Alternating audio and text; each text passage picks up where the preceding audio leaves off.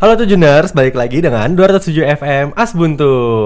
Nah, hari ini gue bakal ngebahas tentang apa sih culture shock itu. Nah, sebelum ngebahas tentang lebih lanjut tentang culture shock ini, gue mau ngejelasin sedikit nih. Culture shock itu adalah perasaan di mana seseorang merasa tertekan serta terkejut ketika berhadapan dengan lingkungan dan budaya baru.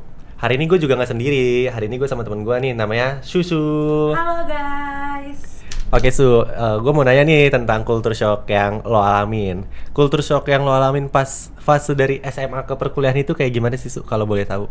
Jujur gue agak sedikit kaget ya untuk masuk ke perkuliahan ini. Karena gue, ekspektasi gue ya, selama pas masih sekolah, kuliah tuh cuman kerjaannya nenteng-nenteng tote bag, main, nongkrong segala macem. Ternyata yang ditenteng bukan hanya tote bag, Bray. Apa tuh kalau boleh tahu? Harapan orang tua juga ditenteng. Waduh.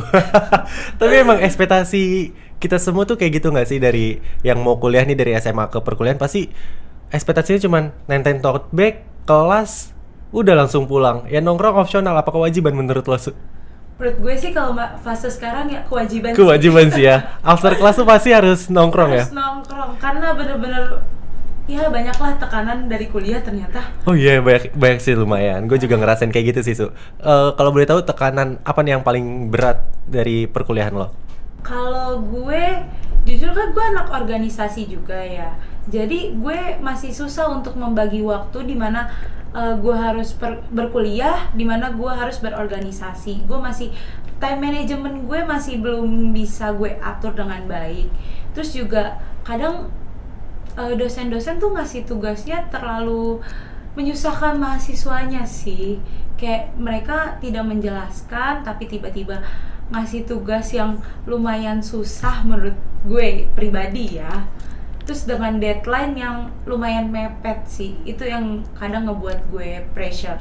Oh, itu juga salah satu termasuk salah satu culture shock yang lo alamin juga nggak sih, Su? Betul banget. Karena kan kalau misalnya di sekolah kayak kita lupa bawa tugas aja, kayak bilang, "Bu, maaf ya saya lupa bawa tugas, besok aja ya Ibu." gitu kan, gampang. Cuman kalau di kuliah ternyata bener-bener nggak bisa gitu. Kalau misalnya lo sendiri gimana nih, Pip?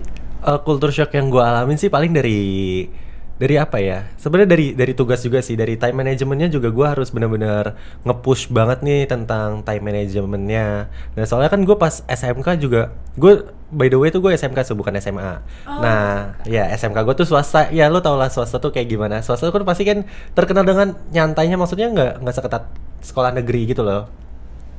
Nah, culture shock gue tuh paling dari perkuliahan, kayak masuk kelas nih, lo telat sebenarnya nggak apa-apa, tapi yang penting lo nggak ketinggalan materinya aja kayak gimana. Kalau misalnya di sekolah kan lo telat kayak harus dihukum apa segala macem kayak gitu. Jadi lo lebih nyantai aja sih di perkuliahan. Itu termasuk culture shock gue juga sih.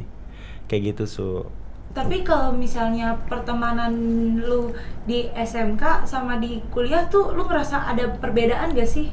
Aduh, sebenarnya agak-agak sensitif ya kalau bahas pertemanan nih. Nggak, sebenarnya agak agak berbeda sih dari pertemanan gue SMK ke perkuliahan tuh kayak gimana, agak berbeda. Di SMK gue pertemanan cuman lebih ke kayak beneran temen yang emang oh ya udah nih, even lo nggak sekolah lo tetap nongkrong. Cuman kalau misalnya pertemanan di perkuliahan, kalau gue pribadi itu tuh kalau lo nggak kuliah ya lo nggak nongkrong sama teman kuliah lo. Kayak gitu sih, Su. Kalau lo sendiri gimana pertemanan di perkuliahan? Kalau gue sendiri, kalau misalnya di SMA itu gue bener-bener berbaur sih, tapi sama kelas gue doang. Cuman kalau di kuliah ternyata pertemanan di luar kelas itu perlu banget sih buat menambah informasi, untuk nanya-nanya soal tugas, kalau ada yang susah gimana, segala macam deh. Pokoknya itu perlu banget sih ternyata pertemanan di kuliah itu. Oh iya, benar sih. Lebih ke relasi ya, Su ya? Iya, nambah relasi banget gitu. Oke, tapi sebelum lo masuk ke Universitas Gunadarma alias Akom ini, lo sempat ikut tes SNMPTN, SBMPTN atau Mandiri kayak gitu-gitu nggak? Nah, gue itu SNM pertama gue ditolak ya guys ya. Sedih banget kalau diceritain. Terus akhirnya gue mencoba untuk SBM. Gue ikut UTBK, gue memilih yang satu Universitas Jakarta, yang satu lagi universitas di luar kota. Dan alhamdulillahnya gue kepilih di universitas yang di luar kota ini sebenarnya. Tetapi sangat disayangkan sekali orang tua gue tidak menyetujui gue berkuliah di luar kota.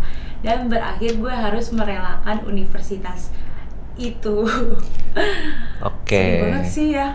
Agak-agak sedih sih kalau misalnya kita ingat kita flashback ke masa-masa kita SNMPTN, SBMPTN, pasti kan itu pressure banget nih buat diri kita sendiri. Tapi itu jadi salah satu lo alasan buat masuk kampus ini nggak? Kayak lo udah sempet nyari kampus swasta lagi atau gimana?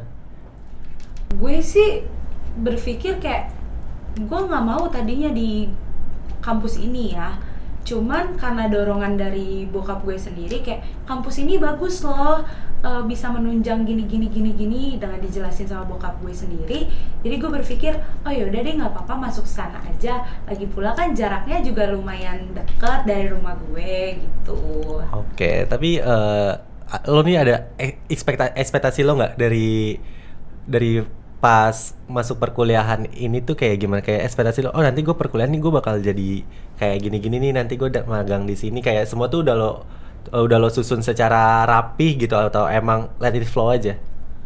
Let it flow aja sih, gue nggak pernah ada planning atau apapun.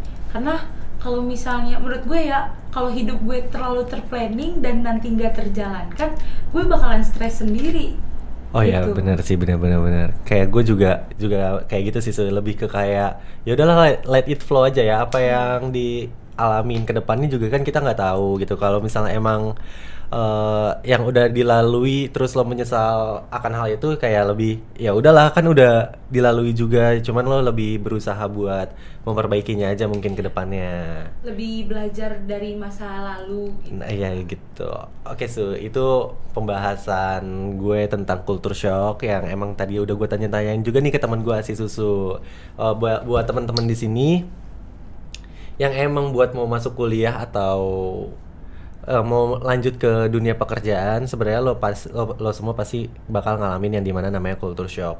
Gue saranin lo semua harus siap buat ngadepin culture shock ini, karena kalau misalnya lo nggak siap buat ngadepin culture shocknya ini, lo bakal susah beradaptasi dengan lingkungan lo yang baru.